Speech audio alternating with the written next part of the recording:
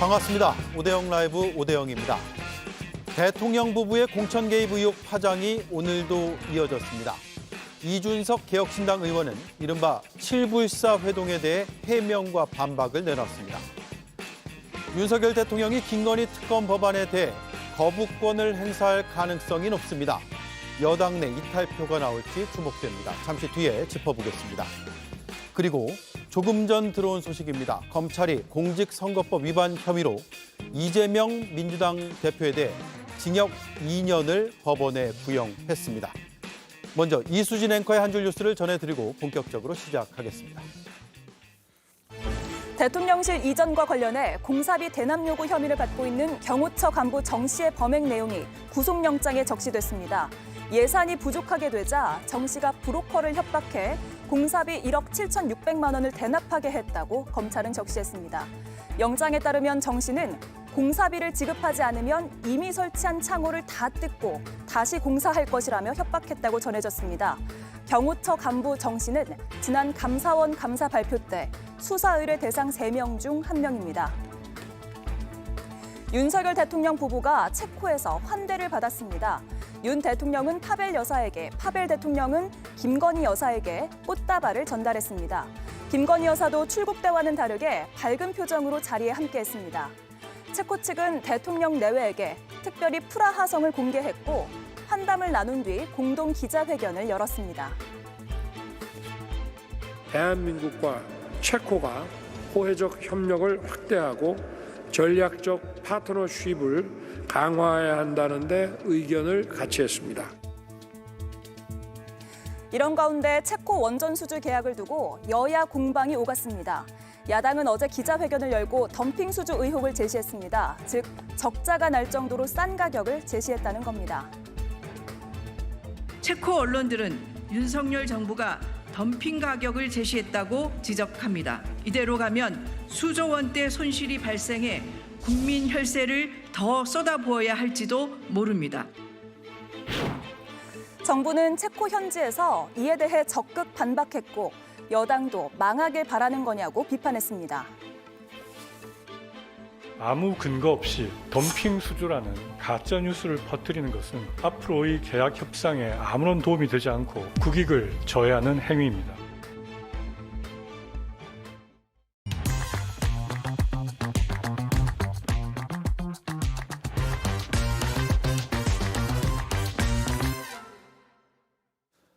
공천 개입 의혹의 당사자 중 한 명인 명태균 씨가 법적 대응에 나선 데 이어 의혹에 등장한 이준석 개혁신당 의원도 반박했습니다. 7불사에 와야 캡처 사진을 보여준다기에 간 것이고 비례대표를 달라는 요구는 현장에서 거부했다고 했습니다. 당사자들의 해명과 반박을 종합하면 김건희 여사와 명태균 씨가 공천에 대해 이야기를 나눈 것은 사실로 보입니다. 공천 개입 여부까지 아직 확인되지는 않았지만 대화를 했다는 것만으로도 충분히 의심을 받을 만한 것이죠. 개혁신당과 관련해선 7불사 회동은 사실로 보이나 공천 거래 의혹은 반박을 뒤집는 재반박이 나오지 않은 상태입니다. 이 의혹에 대해 대통령실은 이틀째 입장을 내놓지 않고 있습니다. 김영선 전 의원의 침묵도 계속되고 있습니다. 네, 함께할 네 분을 소개해드리겠습니다. 이동학 전 더불어민주당 최고위원, 김윤영 국민의힘 상근 부대변인, 배수진 조국혁신당 당원당규위원회 위원장, 김성열 개혁신당 수석대변인 나와주셨습니다. 안녕하세요. 안녕하십니까. 예, 이준석 의원이 페이스북에 아주 자세하게 반박의 글을 올렸는데 조금만 더 보겠습니다. 이런 내용도 있습니다. 더 공격할 부분이 없으니까 방송에서 무슨 개혁신당이 정당 보조금을 받기 위해서 김영선 전 의원을 포섭하려고 했던 게 아니냐고 하는데 그렇지 않다라고 반박을 하면서 굳이 수조물 사건으로 이미지 타격을 입은 인물을 접근하거나 할 필요가 있었겠느냐라는 식의 반박도 함께 했죠. 이동학 의원님, 이준석 의원의 글들이 어느 정도 해명이 됐다고 보세요? 저는 앞뒤로 따져보면 어느 정도는 해명이 됐다고 생각합니다. 그러니까 오히려 처음 이 문제가 시작됐을 때 처음부터 저렇게 좀 자세하게 설명을 해줬더라면 여기에서 논쟁을 좀 오래 끌지 않아도 됐었을 법한데 예. 그러니까 불필요하게 뭔가 이 과거에 양두극했던 걸 국민들 앞에 사과하고 그러면 다시 또 돌아가려고 하는 거 아니야? 이런 의혹까지 눈초리까지 받지 않았습니까? 굳이 맞지 않아도 될 매를 지금 맞게 된 상황이라고 보고요. 처음에 저런 해명이 나오지 않았으니까 폭로 기자회견 같은 것들을 준비했다고 하는데 특히나 뭐 A 의원 같은 경우는 이틀이나 머물렀었다라고 얘기를 하고요. 네. 그러니까 여러 가지 이제 꼬리에 꼬리를 무는 상상이 막 동원됐었던 거죠. 그래서 이런 문제가 일어났을 때 결국에는 김 여사가 직접 이것에 다 뭐 이렇게 연루되어 있다라고 하는 어떤 세간의 의심 이런 것들이 있는 것이니까 결국엔 여기에서 핵심은 지금 개혁신당은 아니라고 보여지거든요. 네. 괜히 저렇게 길게 이 시간을 좀 끈 것 아닌가 이렇게 생각을 합니다. 사안의 본질은 대통령 부부의 공천 개입 의혹인데 개혁신당 쪽으로 이제 불똥이 튀어서 의혹이 커졌고 그런데 좀 더 일찍 이런 자세한 해명을 내놨으면 어땠을까라는 입장이신 거네요. 민주당 지도부에서는 그런데 개혁신당 이준석 의원의 추가 입장 요구를 했거든요. 한번 들어보시죠. 김 여사의 공천 개입 의혹에 대해 묻겠습니다. 제가 듣고 싶은 것은 이준석 의원의 설명입니다. 텔레그램 메시지는 어떤 점에서 개입이 아닌 조언인지 현재 나온 설명으로는 잘 이해가 안 됩니다. 대선 주자급의 정치적 비중을 가지고 어제 특검법 표결에도 책임 있게 참석하신 이준석 의원께서 국민이 납득할 설명을 해주시는 것이 의혹을 명쾌히 푸는 데 도움이 된다는 생각이 듭니다. 김성열 위원님, 네. 당에서 추가로 어떤 해명이나 반박을 내놓을 계획은 지금으로선 없습니까? 어떻습니까? 예, 없습니다. 왜냐하면은 이 사안에 대해서는 이준석 전 대표가 충분히 저렇게 해명을 하고 나온 상황이고요. 사실 그리고 당시에 이준석 대표가 저런 해동을 하고 그런 거에 대해서 당에서 제대로 아는 사람이 없어요. 네. 지금 나가서 그런 말들을 할 수 있는 상황들은 아닙니다. 정확하게 아니고요. 지금 김민석 최고께서 사실은 타겟을 좀 잘못 잡으신 것 같아요. 정치는요, 말에 무게가 있어야 됩니다. 그게 왜 그러냐면은 누군가한테 들은 이야기를 함부로 전하게 되면요, 나중에 원래 소스는 사라지고요, 이준석이 이렇게 말하더라만 남습니다.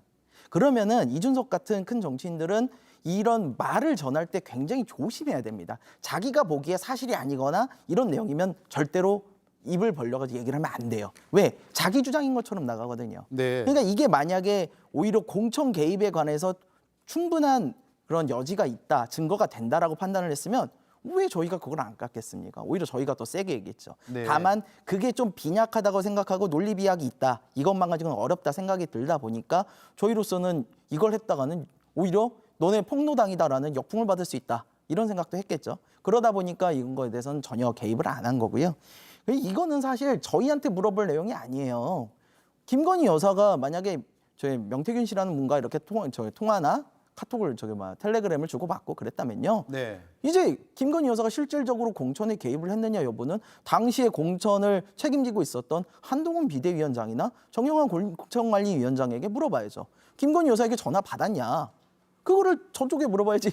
이준석 대표한테 그거를 얘기하라고 하는 것 자체가 저는 좀 어불성설이다. 우리가 달을 가리키면 손가락보다는 달을 봐야 된다, 이 말씀 좀 드리고 싶습니다. 근데 이 점은 궁금하더라고요. 그래서 예. 제가 어제 허은하 대표한테도 질문을 한 내용인데 공천 개입 의혹은 빈약하다고 판단을 한 거잖아요. 네. 그런데 공천 개입 의혹이 포함된 김건희 특검 법안에 대해서는 어제 찬성표를 던졌단 말이에요. 이거 어떻게 봐야 됩니까? 지금 뉴스토마토 보도에 의하면요, 지금 녹취나 이런 것들이 이제 추가로 이제 나왔지 않습니까? 그런 것들을 봤을 때 특히 명태균 씨가 뭐 내가 대통령하고 통화했어, 뭐 연사하고 통화했어라는 부분이 사실이라면 이거는 심각한 문제가 있겠죠. 아, 추가로 여러 근거가 될 만한 정황들이 나왔다. 그렇죠. 말씀이네요. 저희가 기존의 김건희 특검법에 대해서 많은 분들이 오해를 하고 계신 부분이 있는데요. 뭐냐면은 김건희 특검법을 개혁신당이 반대했다? 아닙니다. 개혁신당은 반대한 적이 없습니다. 다만 그 간에는 수사기관이 아직 수사를 좀 하고 있던 상황이었는데 네. 수사기관이라는 것들이 뭐 명품백 받아도 아무 문제 없다, 저런 식으로 결론을 내버리면 그럼 특검을 가야 되는 게 당연하다라는 입장인 거고요. 이번에도 마찬가지입니다. 지금 정황을 보아하니 이거에 대해서는 우리 조사를 안 해볼 수 없겠구나라는 판단에서 특검법에 찬성을 한 것입니다. 예. 자, 이 사안을 보도한 기자가 오늘 인터뷰를 했는데요. 회사 방침상 밝힐 수는 없지만 정윤의 문건과 비슷한 내용까지도 확보가 돼 있다라는 입장을 오늘 인터뷰를 통해 밝혔습니다. 김윤영 의원님, 네. 여러 이제 주장들도 나오고 있고 보도도 나오고 있는데 당에서는 어제도 질문 드렸지만 하루 사이에 입장이 더 추가로 나오거나 당 차원에서 대응하고 있는 게 있습니까? 아직까지는 전혀 없고요. 뭐 추가로 드러난 게 없어서 그런 거죠. 저는 저 뉴스토마토 기자분의 그 인터뷰를 보면서 좀 납득이 안 됐던 게 저희가 기사를 이렇게 긴 텀을 예고를 하는 기사는 저는 본 적이 없습니다. 네. 보통 예고를 하는 것은 영리를 목적으로 흥행을 위해서 영화나 드라마 이런 것에서 하는 거죠. 진실을 밝혀야 되는 기사를 마치 흥행을 위해서 이렇게 지금 몰고 가고 있는데 이렇게 되면 기사가 아니라 정치화될 수 있다는 거죠. 그렇게 되면 결국 진실을 밝히는 본질에도 훼손될 수 있기 때문에 이러한 저런 형태의 취재에 대해서는 굉장히 유감스럽게 생각합니다. 네. 배순희 의원님, 지금 명태균 씨가 윤 대통령 혹은 김건희 여사를 언급한 그런 녹취 같은 것들을 여기저기 들려줬다 이런 이야기까지 나오고 있는 상황이거든요. 그렇다면 어떤 보도에 의해서든 아니면 다른 루트를 통해서든 추가로 녹취나 텔레그램 같은 게 나올 수도 있는 상황이라고 보세요? 일단 제가 이제 뭐 기사나 수사나 이런 것들을 쭉 봤을 때 언론 취재와 검찰 수사에 약간 공통점이 있었습니다. 뭐냐면 실제 알려진 것보다 더 많은 취재, 더 많은 수사가 이루어져 있다라는 네. 것이거든요. 그러니까 이번 그 뉴스토마토의 그 취재 또한 마찬가지일 거라고 생각이 듭니다. 그 내용 또한 굉장히 큰 파급력이 있는 것 아닙니까? 대통령 부부의 공천 개입이라는 어마어마한 그런 의혹을 제기를 하면서 꼼꼼하게 취재를 하지 않았을 리 없겠다 이런 생각이 또 들고요. 뭐 녹취록이 더 있을지 없을지는 모르겠지만 꽤 깊고 자세한 취재가 이루어져 있을 것이고 그리고 이렇게 한번 공개가 된 이상 또 추가적으로 많은 제보가 그 기자분, 그 매체에게 전달이 될 거다라는 생각도 듭니다. 네. 그러면 그 제보는 또 새로운 내용일 수도 있고 아니면은 기자가 취재한 내용에 어떤 보강, 퍼즐의 조각을 맞추는 그런 내용이 될 수가 있거든요. 그렇다고 하면 기사가 조금 더 풍부해져서 대중들에게 전달이 될 수도 있을 것이고요. 이 건에 대해서는 그렇고 또 이런 녹취록이 일단 한번 등장하지 않았습니까? 네. 김건희 여사와 어떻게 했다라는 것. 이것은 김건희 여사가 그동안 한동훈 대표와 텔레그램, 그다음 뭐 진중권, 뭐 심평 이런 분들과 전화 통화했다는 이야기들이 지금 막 다 알려지면서 과연 이런 분들하고만 통화나 문자를 했을까? 더 많은 사람들과 소통이라는 명목으로 활발하게 좀 교류를 하셨을 거다. 그러면 그 가운데 또 적절치 못한 내용이라든지 또 그런 것들은 또 다른 계기를 통해서 폭로가 되거나 세상에 나올 수도 있겠다. 이런 생각이 듭니다. 네. 그래서 어쨌든 이 기자분의 자신감이 엿보이고 그리고 또 후속 보도나 이런 것들에 대해서는 저희 또 기대는 되는 게 또 사실입니다. 네. 또 뭐 다른 언론에서도 추가로 네. 합류해서 취재를 할 수도 있으니까요. 새로운 팩트들 혹은 근거를 어느 정도 갖추고 있는 의혹 제기들은 나올 가능성도 지금은 배제할 수가 없습니다. 이런 가운데 명태균 씨의 입장이 전해지고 있는데 영부인은 김영선과 텔레그램 메시지를 주고받은 적이 없다. 그 메시지는 영부인과 명태균 씨 본인 간의 메시지다라는 입장을 어제 냈죠. 그리고 김 여사에게 전략공천 입장을 피력한 것에 대해서 안 된다. 그러니까 김 여사가 안 된다. 난 힘이 없고 가더라도 경선에서 돼야 된다라고 하더라라는 입장을 함께 내면서 이게 무슨 공천 개입 의혹이냐라고 반박을 한 상태거든요. 이 내용만 봐서는 공천 개입으로 보기는 어려운 게 아니냐 이런 생각도 들 수 있거든요. 네, 이게 보도가 되자마자 국민의힘에서 나왔던 여러 이 사람들이 어떻게 얘기를 했냐면 저 사람 허언증이다. 저 사람 자기가 센 척하느라고 없는 말도 부풀려서 하고 있는 것도 속꼬리 잡고 소 한 마리 잡았다고 얘기하는 사람이다. 예. 이런 식의 반응이 나왔거든요. 같은 관점에서 보면 저 말은 허언이 아니라고 누가 장담을 할 수 있을까요? 예. 그러니까 그런 지점에서 일단은 의혹이 있는 것이 사실이고요. 저는 좀 이상한 게 대통령실의 반응입니다. 왜 입장이 없죠? 본인들이 하지 않았고 본인들과 전혀 관계가 없다 그러면 저 사람 당장 고소해야 되는 거죠. 그런데 고소하지 않아요. 왜 그런 거죠? 그러니까 세간에서는 당연히 뭔가 있네? 이렇게 볼 수밖에 없는 거예요. 그렇죠. 대통령실의 입장이 이렇게 나오면 안 되는 것이고요. 분명한 조치를 취해줘야 여기서 딱 끊어지는데 그 끊는 조치를 취하지 않습니다. 과거에 우리 보게 되면 정권 시작부터 천공 얘기도 계속 나오잖아요. 그럼 고소고발 같은 거 절대 이루어지지 않지만 그걸 차치하더라도 적어도 선 긋는 발언조차 안 한단 말입니다. 해병대원 특검법 관련해서도 임성근 사단장 여기에 뭐 이렇게 조치를 취했다라고 일컬어지고 있는 블랙펄 인베스트먼트 대표 이종호 씨 이런 사람들 나와도 거기와 선을 긋는 얘기를 안 한단 말입니다. 그러니까 당연히 세간에서 의심은 좀 더 확증될 수밖에 없는 상황이고요. 그런데 이 명태균 씨가 본인이 저렇게 판단하면 그렇게 이루어지는 겁니까? 그렇지 않죠. 결국에는 이 문제는 수사를 할 수밖에 없는 것이고 그런데 그 수사도 지금에 기울어진 공정하지 않은 검찰에서 수사를 한다. 당연히 어떤 국민이 이 결과를 또 믿을 수가 있겠습니까? 네. 당연히 이런 부분들에 대해서는 그래서 민주당에서는 결국 특검으로 갈 수밖에 없는 거 아니냐. 이것이 계속 지금 누적되고 있는 상황이다라고 생각합니다. 네, 김인영 의원님. 네. 대통령실에서 입장이 안 나오는 것도 지금 당에서 뭐 공식적인 입장을 전면적으로 내지 않는 것과 비슷한 흐름이라고 보면 될까요? 저도 뭐 그렇게 보입니다. 대통령실 입장에서는 지금 사실관계가 명확하지 않은 상황에서 서로의 주장만 가지고 지금 기사가 나오고 있고 주장이 엇갈리고 있는 상황이지 않습니까? 이런 상황에서 대통령실에서 입장을 잘못 입장을 냈을 때 과연 정치 공세에 안 휘말릴 수 있냐는 점에서 대통령실 입장에서는 지금 당장 입장을 내지 않는 것도 바람직하다고 저는 봅니다. 좀 더 사안의 흐름을 보고 나서 네, 판단하고 낼 수도 있다. 네, 그 그렇습니다. 말씀이네요. 배수진 의원님, 지금 어쨌든 명태균 씨 측에서 이렇게 고소를 했습니다. 그래서 이제 수사가 이뤄지겠죠. 그러면 사실관계가 드러날 수밖에 없는 거 아니에요? 네, 맞습니다.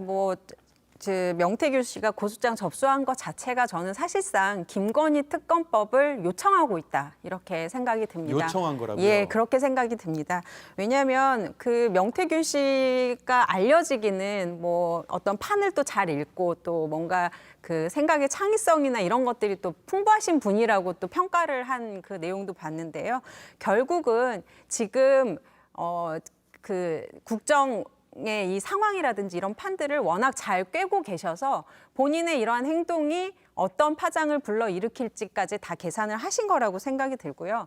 대통령실이 지금 반응이 없지 않습니까? 대통령실의 정무 기능이나 거기에 맞물려 있는 민정수석실 기능이 아예 마비 상태에 들어갔다는 거를 본인도 잘 꿰고 계신 것이다 이런 생각이 듭니다. 당연히 이제 아마 허위사실 유포에 대한 그런 이야기를 하셨을 텐데요. 그렇다고 하면 수사는 그것이 허위사실인지 아닌지 그러니까 사실 여부를 수사를 하게 될 것입니다. 네. 그걸 모르지 않고 고소를 하셨을 것이고요. 또 아까 또 뭐 명태균 씨에 대해서 뭐 허언이다, 허세다 이런 평가들이 바로 나오지 않았습니까?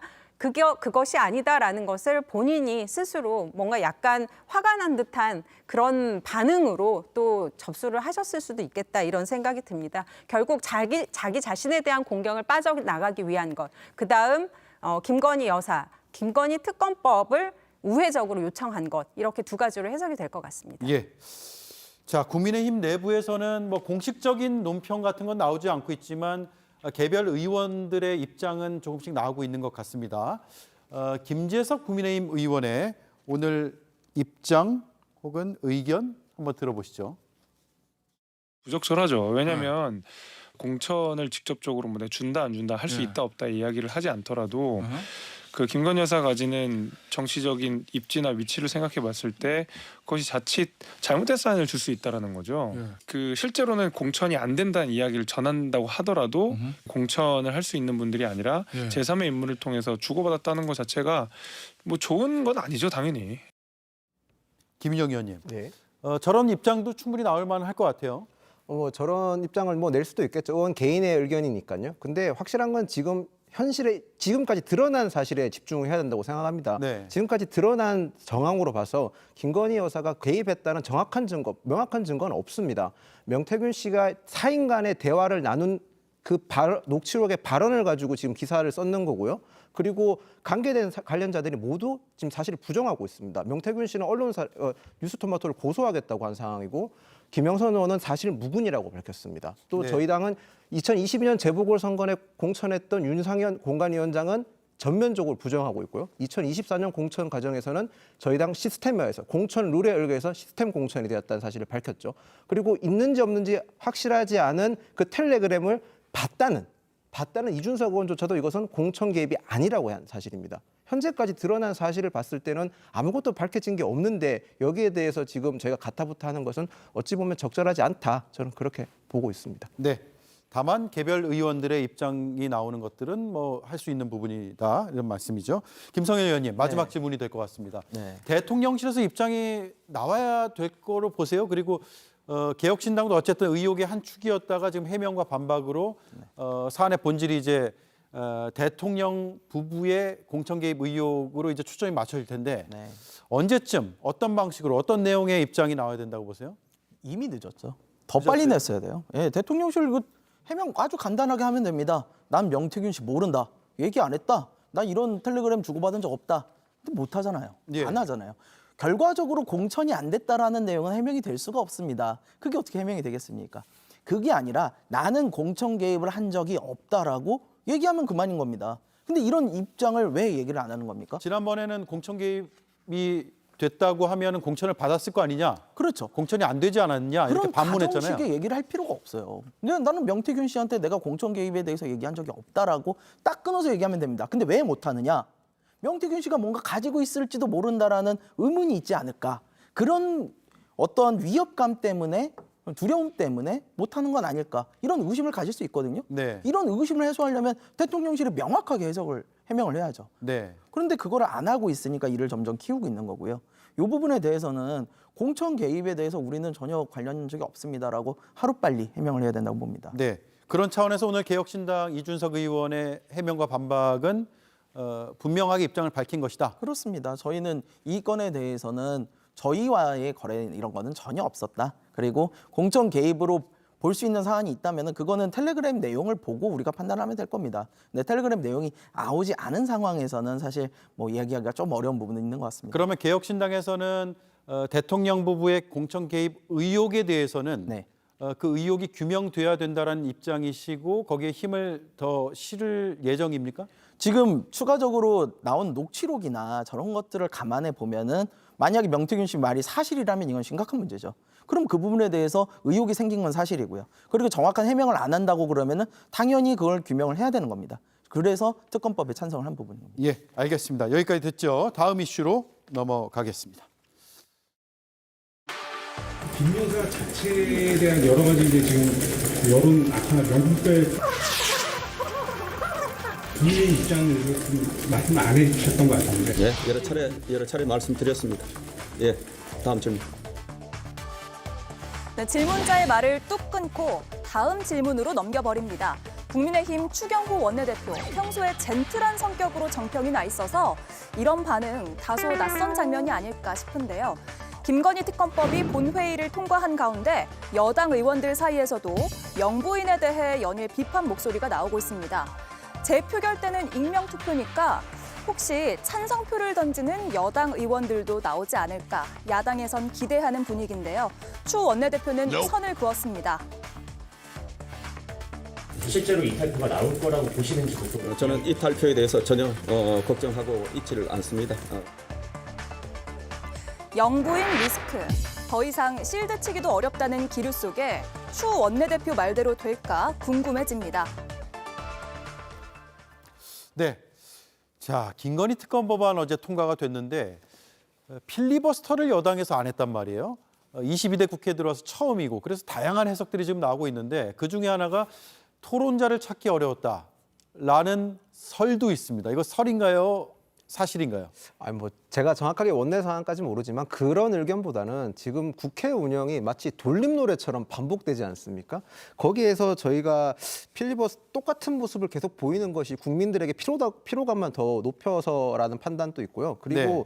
필리버스터가 효용성이 있으려면 말 그대로 무제한 토론이 되어야 합니다. 근데 지금은 사실 무제한 토론이 아니라 24시간 토론이지 않습니까? 네. 그런 점에서 24시간 토론만 해서 국민적 관심을 얻을 수도 없고 더 나아가서 국민적 관심을 얻을 수 없으니까 합법적 수단을 통해서 의사를 지원할 수 있는 그 효용성 자체도 없는 상황이니까 가장 효용성 있는 방식이 무엇인가를 판단했을 때 원내에서는 보이콧을 선택했다고 저는 그렇게 들었습니다. 네. 김재섭 의원은 국민 눈높이에 안 맞는 내용인 것을 부인하기 어렵고 궁여지책이다라고 이야기를 했고요.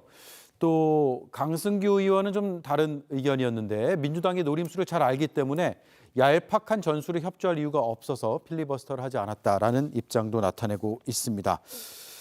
추경호 국민의힘 원내대표가 오늘 여러 이제 기자들의 질문을 받았는데 이제 재표결이 되면 이탈표가 나올 가능성이 있느냐라는 질문에 이렇게 답을 했거든요. 한번 들어보겠습니다. 재표결 시 이탈표가 발생할 수 있다는 목소리도 나오고 있는데요. 저는 이탈표에 대해서 전혀 걱정하고 있지를 않습니다. 무리하게 위헌적인 요소를 담은 그런 특검 법안들에 관해서 이탈표가 있으리라고 생각하지 않습니다. 이동학 의원님 어떻게 보세요? 네. 이제 이탈표라는 거는 이제 표결 행위이고 김 여사에 대한 불만 혹은 불평, 문제 제기 같은 거 분명히 있는 것 같아요. 이게 같이 작용할 것 같습니까? 이것과 저 표 행사는 좀 별개라고 보세요?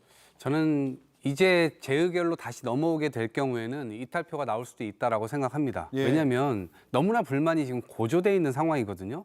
그러니까 대통령실에서 김건희 여사 건에 관련돼서 뭔가 일이 나오면 국민들께서 보시기에 좀 그럴싸하게 답변을 하든가 넘기든가 이렇게 얘기를 해야 되는데 그런 게 일체 나오질 않습니다. 그리고 지금 검찰에서 권익위에서 그다음에 감사원에서 켜켜이 누적되어서 이 보여주는 모습 자체가 아니 대통령 부인은 저렇게 조사 안 받아도 되나?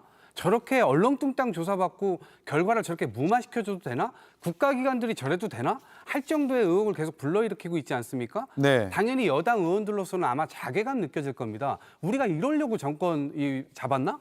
지금 도대체 국민들을 위해서 뭘 하고 있는 것이지? 그래서 저는 대통령 가족도 이렇게까지 방탄한 역사상의 대통령도 없었거니와 실제로 이렇게까지 무능하게 하고 했던 이 정권도 없었는데 거기에 이렇게 영부인까지 5만 군데 다 다니면서 이런 이야기들을 설화를 일으키는 이런 영부인도 처음 본단 말입니다. 당연히 자괴감이 일으킬 수밖에 없는 것이고 그 지점에서 지금 표출은 못하겠죠. 어제도 사실 전체 투표를 할 때 투표를 거부하고 다 나오지 않았습니까? 네. 근데 안철수 의원 빼고 다 나왔지 않습니까? 그렇죠. 다 나오는 전략을 사용하는 것은 결국에는 이 다른 생각을 가지고 있는 사람들을 그런 행동을 못하도록 완전히 이제 이 제재하기 위한 것이거든요. 안 나오는 사람은 저 사람 다른 사람이네라고 오해를 하게 될 거 아니겠습니까? 그러니까 결국 그렇게 됐을 텐데 저는 재의결 투표가 오게 될 경우에는 그때는 모두가 투표에 응할 수밖에 없는 것이고 비밀 투표로 되기 때문에 결국에는 지금의 국민의 민심 여기에 귀를 기울이는 정상적인 국회의원이 있을 거다 이렇게 생각을 합니다. 예.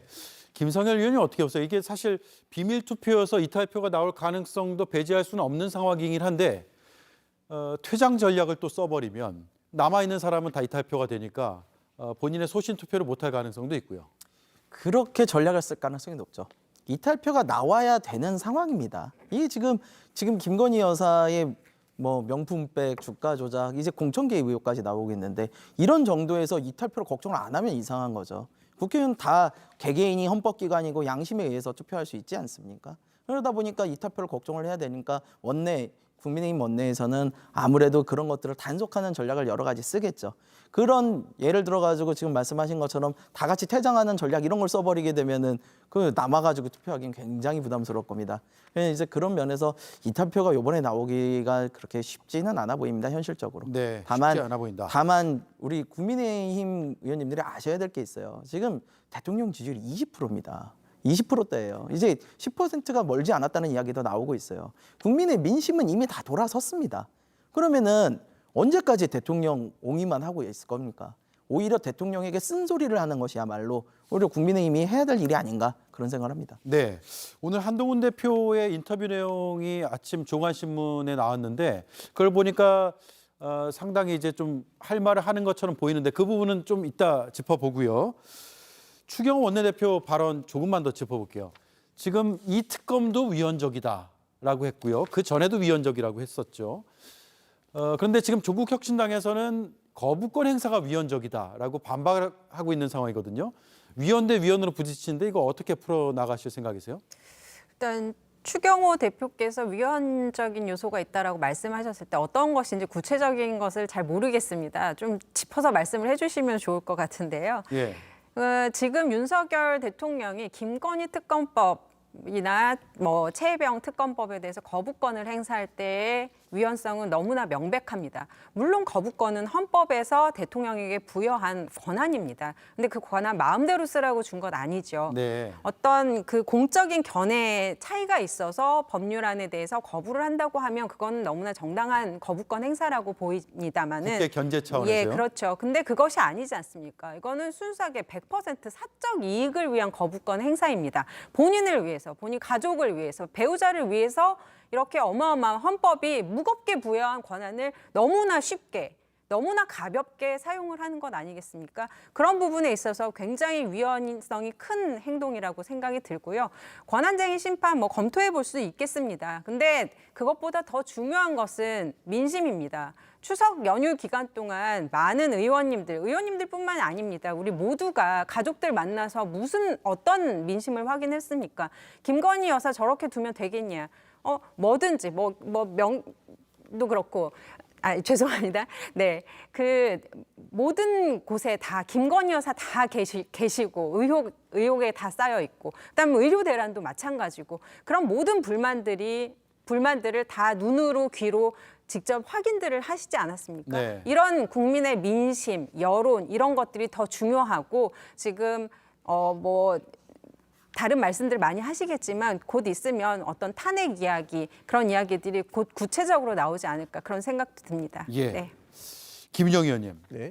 일단 거부권 행사 뒤의 상황을 지금 짚어보고 있잖아요. 네.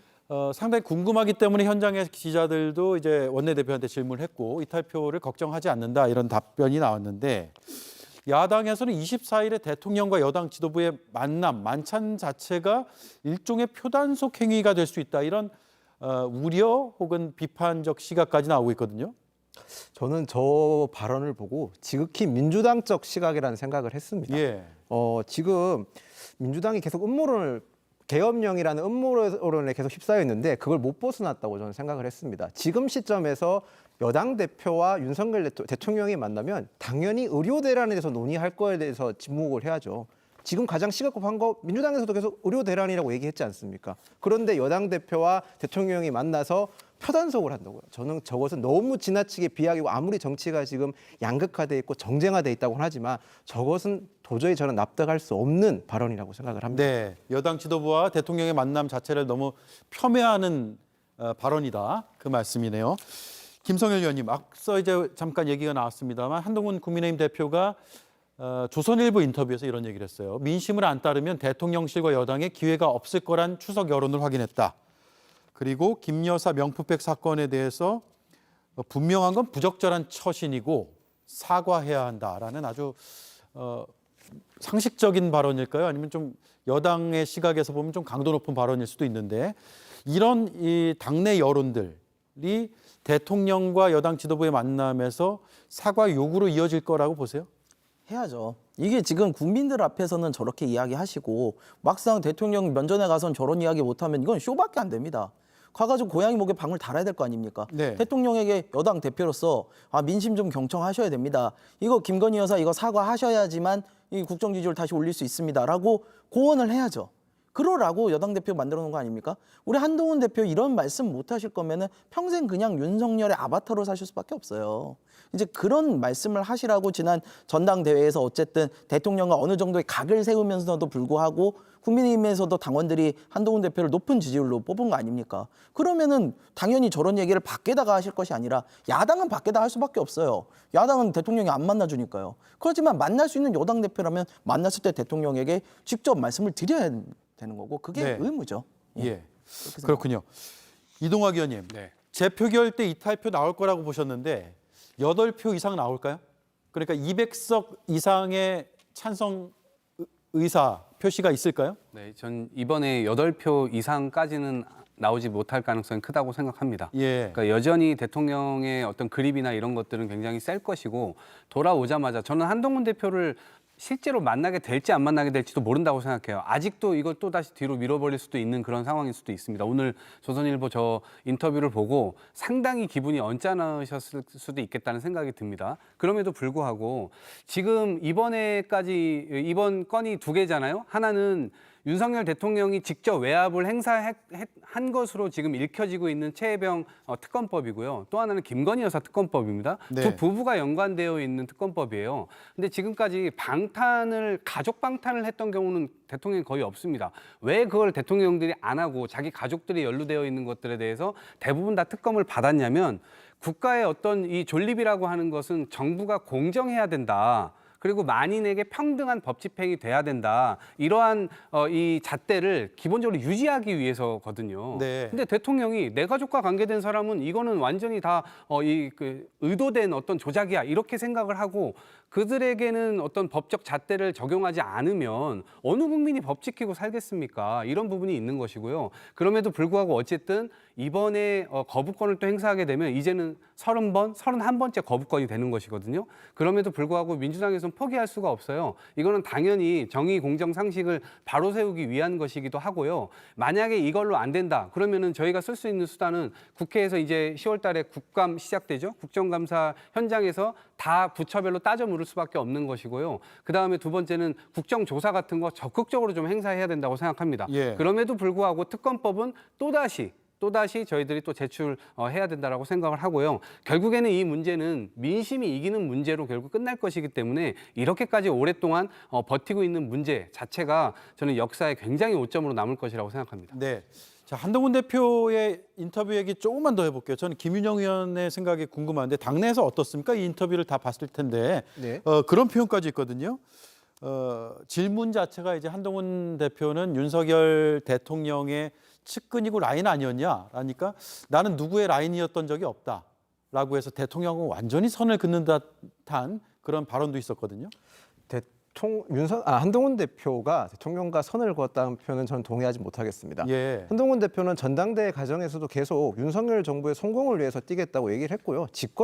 저희는 집권 여당입니다. 윤석열 정부가 성공하지 못한다면 한동훈 대표의 앞으로 정치적 행보에 대해서도 낙관할 수는 없습니다. 그렇기 때문에 한동훈 대표가 민심을 정확하게 전달해서 대통령실에 얘기하려고 하는 거고요. 지금 의료대안 관련해서 개혁 부분에 있어서 또는 뭐 대통령실에 사과 관련된 대통령이 직접 사과해야 되는 그런 부분에 대해서도 한동훈 대표는 정확한 민심을 전달하려고 하는 거라고 저는 보시면 될 것 같습니다. 네. 제가 다소 아쉬운 점은 야당에서는 한동훈 대표가 대통령에게 쓴소리를 하시면 당정 분열이라 당정 갈등이라는 표현을 많이 쓰시고 또 바른 말을 안 하면 또 침묵한다고 하시는데 둘 중에 하나만 하셔서 비난을 하시면 좋을 것 같습니다. 예. 자, 배수진 의원님. 이런 가운데 어제 국회 통과 과정에서 조국 대표가 표결에 참여하지 않았어요. 그래서 김민석 민주당 의원이 비판하는 저런 메시지를 누군가에게 보내는 것까지 카메라에 찍혔습니다. 그래서 뭐 김민석 의원은 뭐 동네 선거나 그러니까 조국 대표가 지금 지방에 있잖아요. 재보궐선거 준비를 위해서 지방에 있는데 쇄빙선 내려서 동네 선거하나 부끄럽다 지방 의원인가 이런 메시지까지 보내는 장면이 찍혔어요. 당내에서 어떻게 지금 받아들이고 있습니까? 네, 뭐 민주당 굉장히 큰 당이고 그런데 급하긴 급한가 이런 생각이 듭니다. 저희처럼 조그맣고 그냥 재빠르게 움직인다는 이유만으로 저렇게 말씀하신 것 같은데요. 네. 사실 저렇게 나왔을 때 저는 이번에 그러면 김건희 특검법이 재의결하는 것인가 이런 생각이 들 정도로 의아했습니다. 예. 왜냐하면 지금 이거는 그의 재의결하는 게 아니라 그냥 법안을 처음 이제 통과시키는 것 아니겠습니까? 151석 이상이면 됩니다. 과반이기만 하면 되는 거고요. 지금까지 많은 의원님들이 지방의 다른 일정이라든지 그런 것들이 있을 때 이제 유권자들 국민들과의 약속이 있기 때문에 네. 그런 것들을 조금 조정해가면서 본회의를 출석하시고 안 하시고 그런 것들을 결정을 하셨단 말이죠. 근데 만약에 뭐 필리버스터를 종료해야 된다든지 아니면은 또 윤석열 대통령이 거부권을 행사한 법안을 제2 요구권이 이제 와서 다시 재의결해야 된다든지 해서 뭐 180석, 200석, 200표 이런 것들이 필요하다고 하면 당연히 이제 지역에 양해를 구하고 올라왔겠죠. 근데 그런 상황이 아니지 않습니까? 이거는 167표로 지금 통과가 된 거고요. 그래서 이게 충분히 이렇게 가능한 것이고 이런 상황을 너무 잘 아시는 의원님께서 이렇게 말씀하시니까 너무 의아했고요. 김민석 의원님 과연 이제 정치 선배로서 어떤 귀감을 주시는 분인지 아닌지는 잘 모르겠지만 네. 본인도 최고위원 선거하실 기간 동안에 노란봉투 뭐 표결에 참여한 기록이 없더라고요. 제가 한번 찾아봤습니다. 아, 찾아보셨어요? 예, 근데 그날 뭐 또 공교롭게도 대전이나 세종에 당원 간담회 있으셔서 네. 가셨더라고요. 그래서 뭐 그것 때문에 표결 안 하신 건지는 제가 잘 모르겠지만 이렇게 좀 융통성 있게 하는 게 의정 활동이지 않습니까? 그걸 모르는 분도 아니시면서 저렇게 말씀하신 거 너무 서운하고요. 특히 이제 지방의원인가 이런 표현은 정말 그 저희가 투쟁으로 이뤄낸 지방자치제 아니겠습니까? 거기에서 진짜 실제로 국민들의 그 삶 속에서 같이 호흡하는 지방의원들에 대한 얼마나 무시와 멸시 이런 감정이 섞여 있는 것 같아서 네. 더욱더 귀감이 안 되는 선배구나 이런 생각이 들었습니다. 예, 굉장히 비판적이신 입장이고 거기에 덧붙여서 조사를 해보니까 김민석 최고위원도 과거에 본회의 참석하지 않은 경우가 있었다. 선거 때 이 말씀이네요. 그리고 한두 표 차이로 뭐 이게 가부 결정이 나는 건 아니니까 또 찬반 의사를 밝히는 투표가 아니니까 지방 일정을 충분히 소화할 수 있었다. 이 말씀인데 선거 때인 것 같습니다. 얘기를 들어보니까 이제 민주당하고 조국혁신당도 강하게 부딪히는 모습이 나타나고 있습니다. 이 이슈는 여기까지 하죠. 다음 이슈로 넘어가겠습니다. 하나, 우리는 이재명 방탄을 위한 모든 헌정 중단 시도에 끝까지 맞서 싸운다. 네, 국민의힘 원외위원장들 국회 소통관에 모였습니다. 이른바 이재명 유죄 촉구 기자회견을 진행을 한 건데요. 함은경 위원장은 9월 말 이재명 대표의 위증교사 결심 때까지 구속을 촉구하는 캠페인을 진행하겠다고 했습니다. 자, 비슷한 시각 서초동엔 이재명 대표의 지지자들이 모였습니다.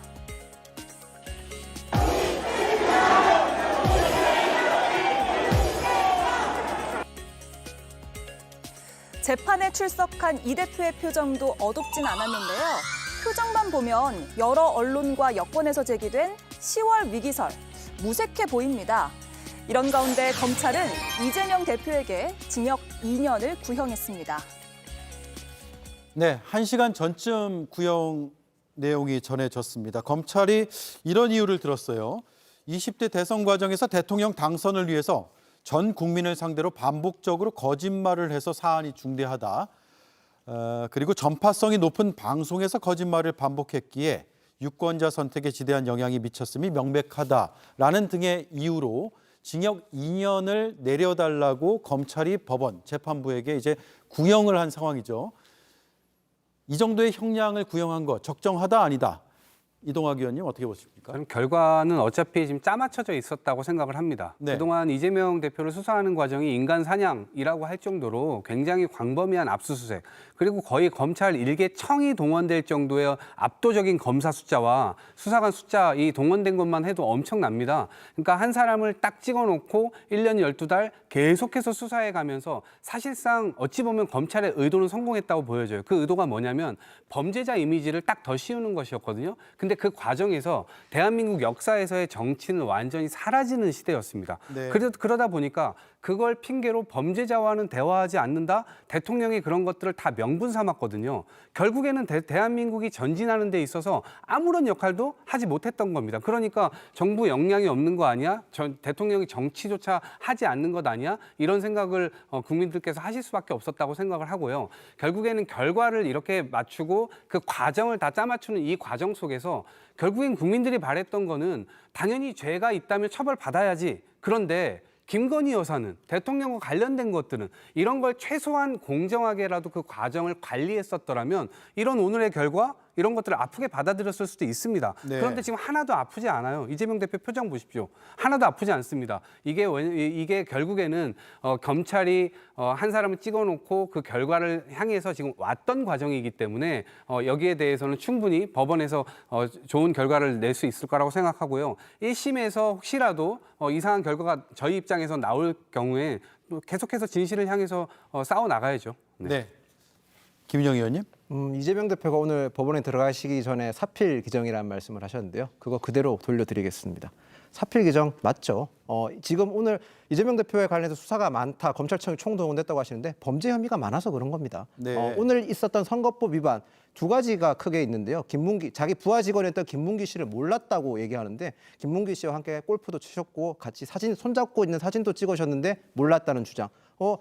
일이 업무가 많아서 까먹었다는 주장까지 최대한 납득하겠는데 또 다른 혐의가 있었죠. 국토부에서 협박을 받았다고 하는데 국토부에서 협박을 받아 정부기관에서 협박을 받았는데 그 어떠한 증거조차 제시하지 못했고요. 오히려 증인들은 나와서 이재명 대표 그런 협박이 없었다고 얘기했습니다. 네. 과연 이게 누구 말이 맞는지 봐야 되고 이재명 대표는 검찰이 나쁘다. 민주당은 지금 검찰이 나쁘다고만 주장하고 있는데 과연 그것이 얼마나 국민 눈높이에 맞을지 되새겨보시기 바랍니다. 네. 자, 오늘 이재명 대표의 그 결심 공판을 앞두고 민주당 지도부가 서울중앙지방법원 앞에 집결을 했거든요. 그 장면 잠깐 보겠습니다.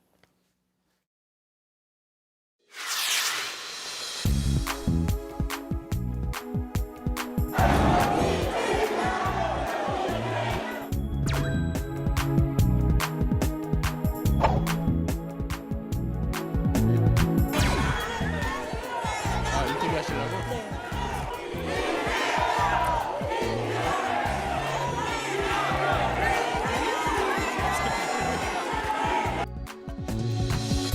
세상 일이라고 하는 게 억지로 조작하고 만든다고 해서 만들어지는 것이 아닙니다.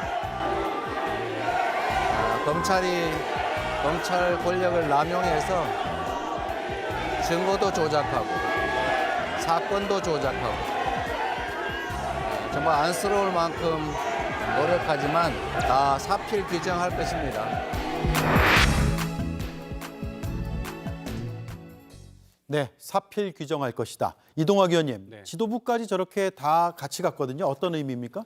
그동안 검찰은 굉장히 무리한 수사를 했고 무리한 기소를 한 겁니다. 근데 법원만큼은 이렇게 어쨌든 중립적 위치에서 정당한 좀 판결을 내려주십사 하는 이 의도가 좀 있었다라고 생각을 하고요. 그동안 검찰 자체가 지금 정치 검찰의 오명을 쓰고 있지 않습니까? 이런 상황인데 그 혐의가 뭡니까?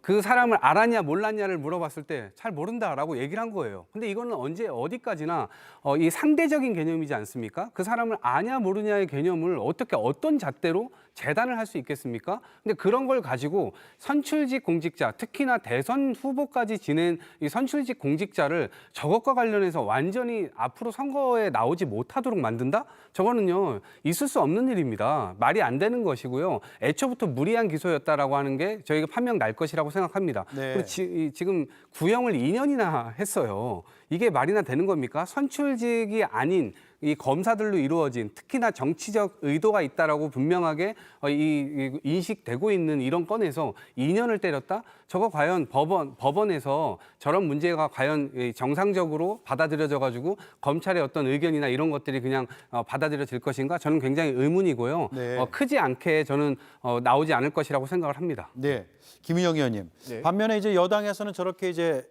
법원 앞에 집결하는 것 자체가 사법부에 대한 압박 이런 걸로 비춰질 수 있다라는 입장이시죠?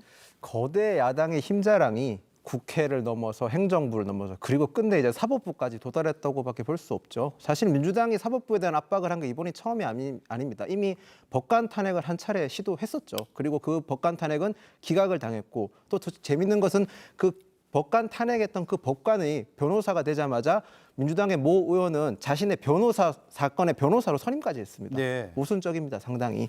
거기다가 민주당은 지금 이재명 대표가 되기 전, 즉 성남시장에 시절에 있었던 일로 야기된 사건에 총력을 다하고 있는 상황이거든요.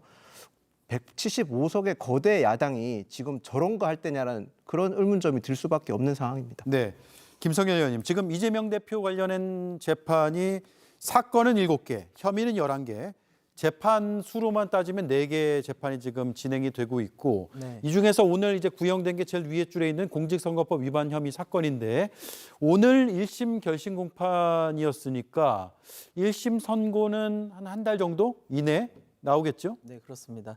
이게 지금 이재명 대표께서 재판 4개를 받고 있는데 그중에 이제 공직선거법 위반 혐의 사건은 한 달 이내로 이제 선고가 나올 것 같고요. 그다음에 검사 사칭 위증교사 의혹 사건도 사실 사안이 복잡하지 않아요. 이 부분도 제가 보기에는 이번 달 말에 지금 1심 겸심 공판이 있다고 하니까 네. 선고도 빨리 이루어질 것 같고 이 두 건에 대해서는 그리 오랜 시간이 걸릴 것 같지는 않습니다.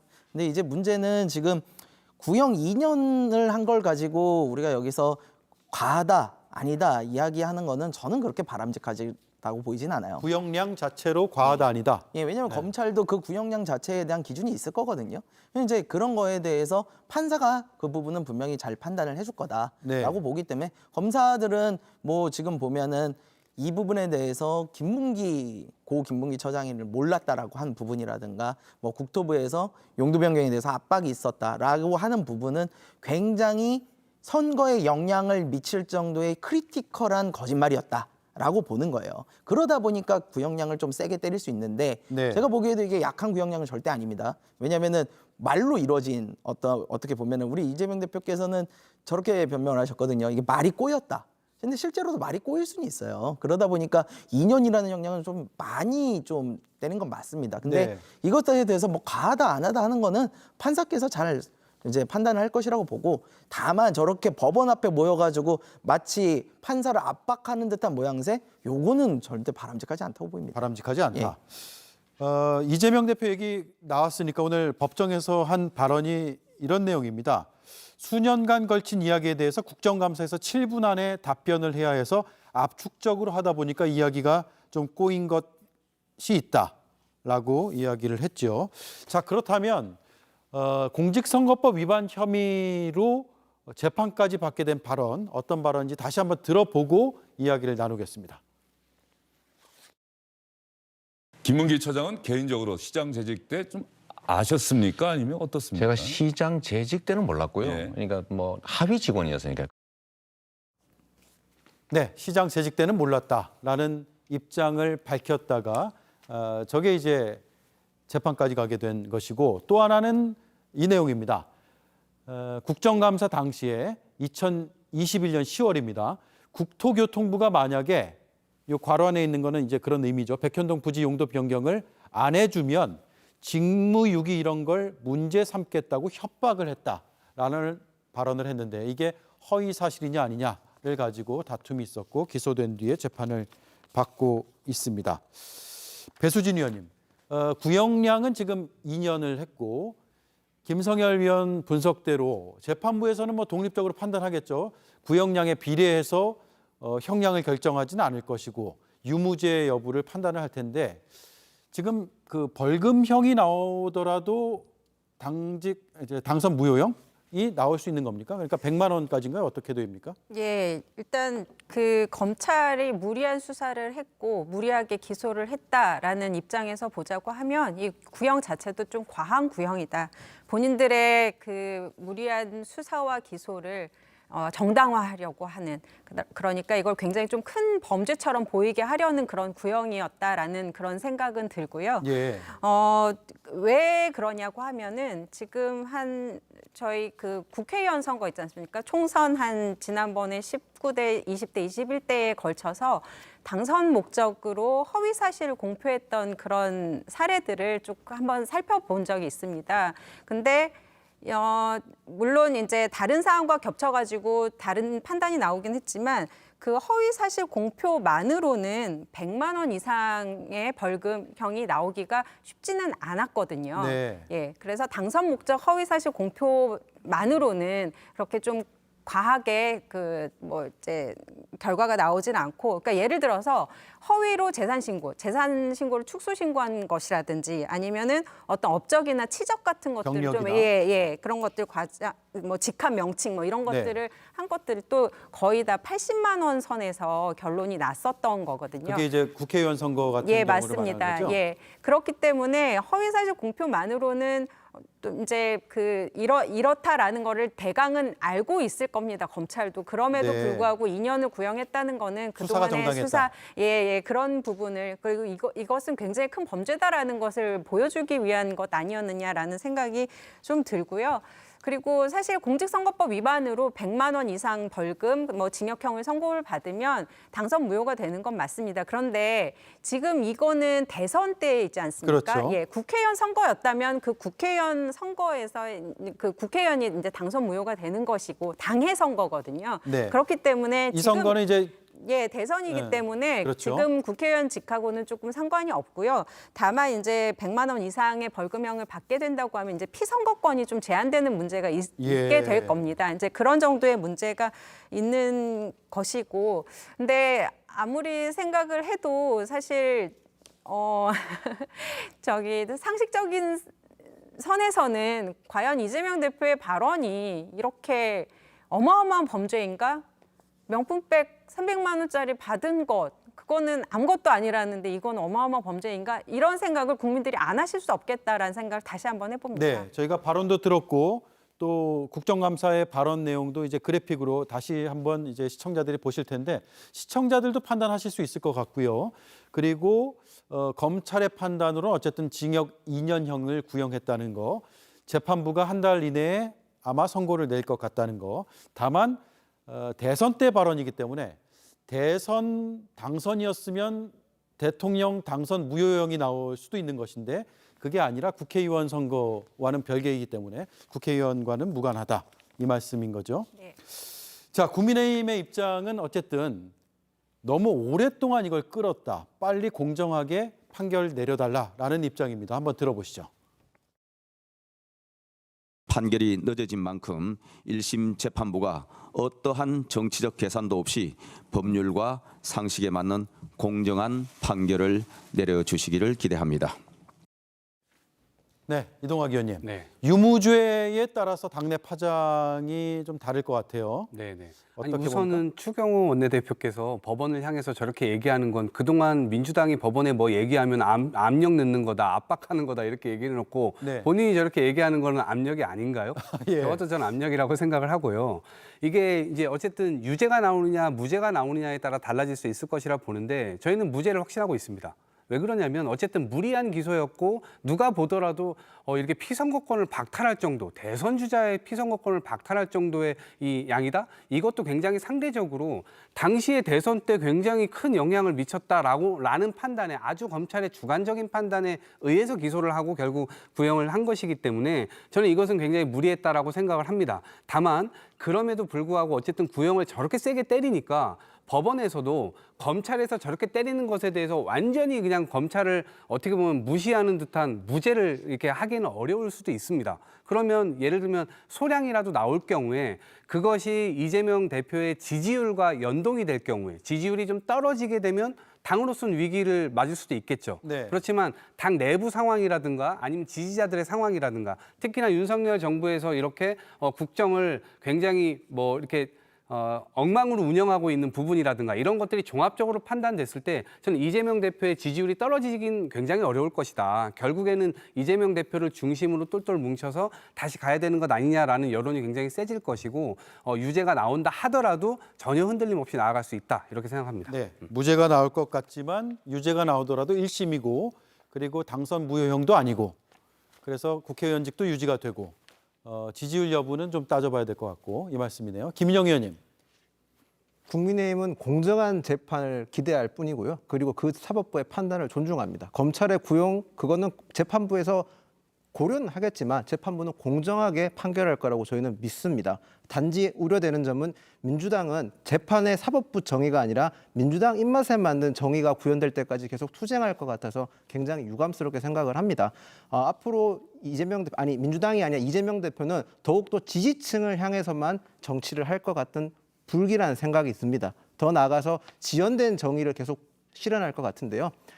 사법부 판사 탄핵이라든지 이런 것도 앞으로 계속 이어지지 않을까라는 우려가 되고 175석의 거대 의석수가 이재명 지키기, 이재명 방탄을 위해서 쓰이지 않을까 굉장한 우려가 되는 점은 사실입니다. 네, 알겠습니다. 네 분 말씀 여기까지 듣고요.